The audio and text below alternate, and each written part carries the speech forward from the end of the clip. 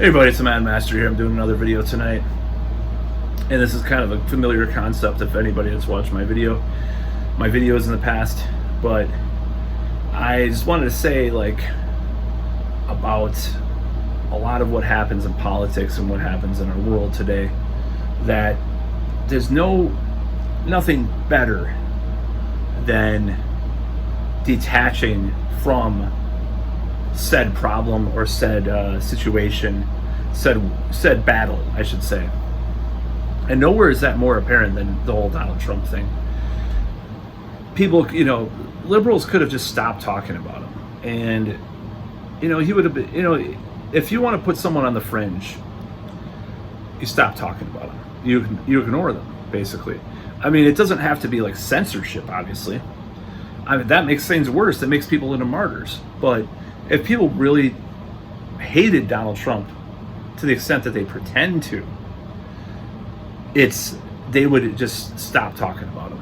Period. The media, all these politicians, all these pontificators. If they really hated Trump that much, but they love to hate him. That's the problem. They love to hate him, and that's the whole problem with regards to wanting to stop him from running, or all these possibly bogus charges or whatever. Now, as a side note, I've noticed that a lot of right-wing channels that I watch have not mentioned Steve Bannon at all in his indictment, but yet they'll talk about Hillary, Hillary's lawyer or whatever that got indicted. Now, I'm just going to say that I want to hear both sides talk about the other. I want to hear people talk about the Hillary lawyer that was indicted, and I want to hear people talk about Bannon being indicted as well, because people are just so fucking partisan and so in their bubbles about this whole thing. But that's just a side note. So if you really want to stop something, you ignore it. You stop feeding it. It's like sugar. My friend that went to the hospital, essentially had, he has diabetes, right? I'm just going to use this as an example. It's terrible to use an example of this, sort of, but I'm going to do it anyways. And essentially this, organism or whatever, that his infection was feeding off the sugar in his bloodstream. And that's why it was going so badly for him. So this is kind of what I think about a lot of these situations with Trump. If the media would just, have a moratorium for a month, put stuff, if they have to report on a rally because there was just 10,000 people there, they put it in the back pages of the newspaper. Oh, by the way, Trump had a rally with 10,000 people. This is how they used to do things. That when they wanted to marginalize politicians, like third-party candidates, or not Sun Moon, but who else was there? Lyndon LaRouche, or some of these, the more quackier ones too, like him. But there was a lot of different people that they wanted to marginalize, or even Ralph Nader or something they wanted to marginalize, unless it's a useful political tool, after George W. Bush won his first term. They wanted to use Ralph Nader as a clobbering hammer against people that wanted to vote third party and stuff. But when it's not useful, they don't even talk about Ralph Nader half the time, or something like that. They want to if you want to marginalize someone, you feed them of attention. You do not pay attention to them. You ignore them, and that's one of my worst fears of, just to be honest. I hate it. It's my worst fear, especially from the opposite sex. That's the word. That's torture to me, to be ignored. It's just, or not only from the opposite sex, but just in general. That's my biggest fear of anything, is just to be ignored. Maybe that's narcissistic to say, but I mean, that's what I'm trying to say. If you want to stop talking, that's why a lot of things have come up about Donald Trump in particular, as far as him being a psyop or controlled opposition, because it's so apparent that they cannot give up on Trump. Now, for a while, with regards to COVID, or with regards to other things that were happening with Banana Republic Biden, There was a lot of things going on that we weren't talking about Trump. But then all of a sudden, the media is switching back to talking about Trump. January 6th, Trump, blah, blah, blah, blah, blah, But if you want to, like I said, if you want to starve something, you starve it of attention. If you want to destroy something, you starve it of attention. You don't even shaming at this point really does not kill a beast, Like, let's say there was this monster, you wouldn't kill a monster by shaming it. You would be, let's say the monster only thrives on attention. It's like a horror movie, like where you're like imagining, like, oh well, if you stop fearing me, then I'll go away. The monster, or under the bed or whatever, it's like one of those things. But yeah, this whole Trump thing, it's just an absolute catastrophe for various reasons that just continually people talk about him like he's some kind of relevant person in the world, when he's just a pseudo populist in many ways. Now, that doesn't mean that everything he did was bad or he's that much worse than anybody else. I think Anna Kachnian of Red Letter News. No, I'm just kidding. That was an old porn shop in Madison. Red Letter Media. No, I wonder if Red Letter Media got it from Red Letter News. By the way, they're only over in Milwaukee. So, anyways, Red Scare podcast said it best. Like, just another mediocre president. Not that much worse than or better than anybody else. That's my opinion about him too. Now, the North Korea thing was very alarming, and I don't know if there was back channel communication when all that shit was going on. That was pretty scary. That was the scariest moment for me, was the North Korea thing. And that does kind of push him into like, okay, maybe he is a maniac or something territory. But then again, you had close call with Clinton with us in Russia. You had close calls with other world leaders and stuff with nuclear war in the past, like probably Reagan and probably Bush maybe at some point or something. There's different situations that happen that pop up that get us close to the brink of nuclear war or otherwise, of course. And obviously that Trump was not aligned with the neocons is another, well, he was, but not totally. Not as in lockstep, because he had John Bolton. I mean, anybody that thinks that he didn't have like a softness for some neocons is full of shit. But yeah, it's one of those things that people have to think about. If they really want to, like I said, if they really want to defeat Trump, they should stop talking about him all the time. It just makes it worse. Just reinstate him on Twitter, and just have if you want to have a coordinated campaign. I mean, it's essentially censorship if the government steps in and says, oh, you can't talk about Trump in the newspapers. You're right. It's just like with the government censoring things the last 2.5 years, which they have. Then the court documents have come out about this. But, which I might do a separate video about. Or maybe it's going to be a BitChute. Who knows? I haven't been on there for a while. My shitty videos on YouTube, BitChute. On BitChute. So, yeah, I don't think... I think the best way to get rid of Trump is just to not pay attention to him. Oh, all the Nazis. See, Tim Dillon was on H3 or whatever podcast a couple of weeks ago, and he was talking about like how the Nazi thing didn't really. I mean, there were Nazis around in the 90s and 2000, earlier 2000s and 80s and stuff, but they really didn't. They really were so small.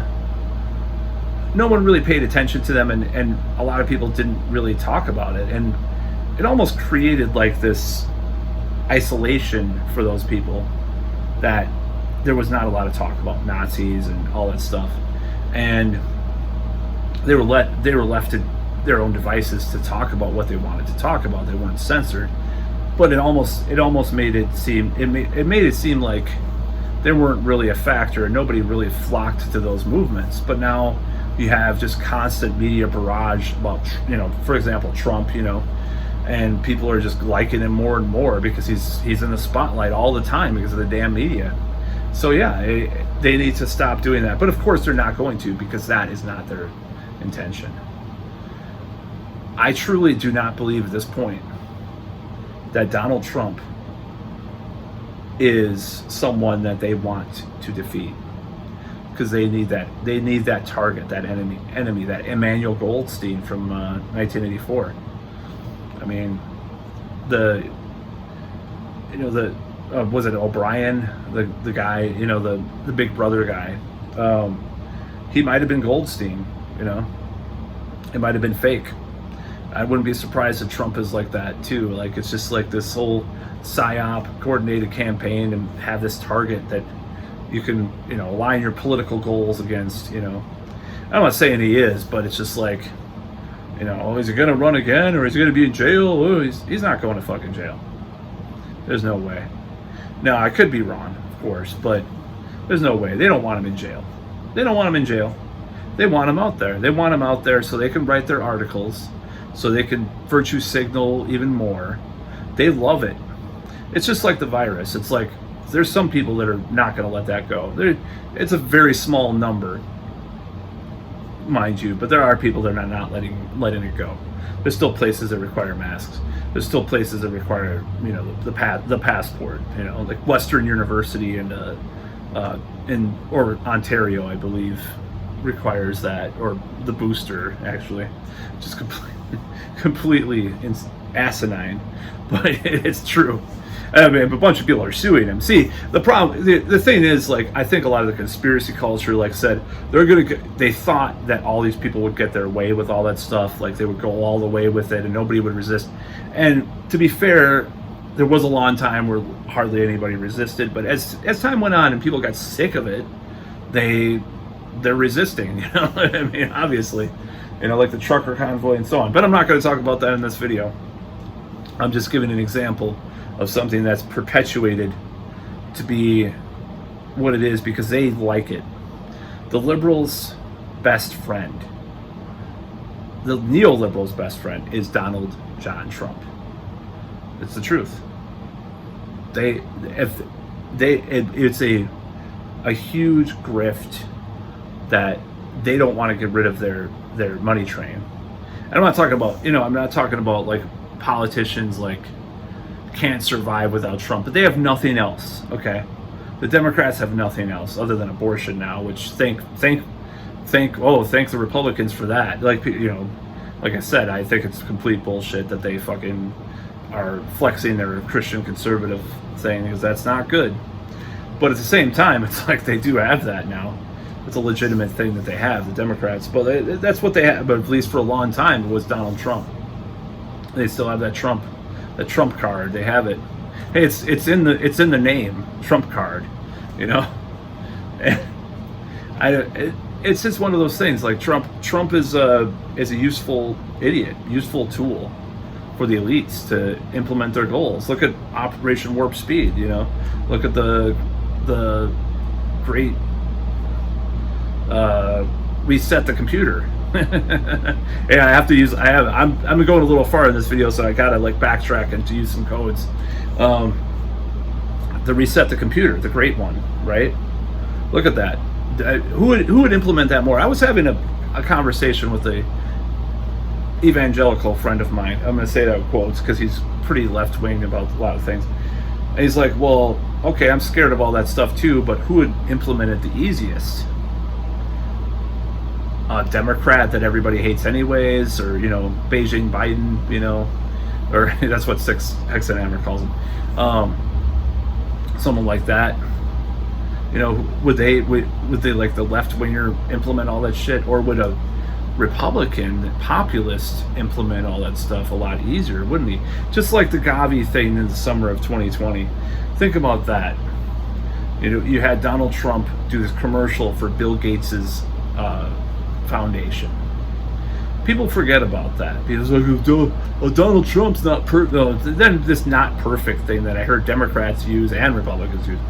It's like, who would they use to implement their stuff? Someone that seems like they would be against it, or someone that isn't against it? Of course, that's someone that seems against it they would use to implement all their shit.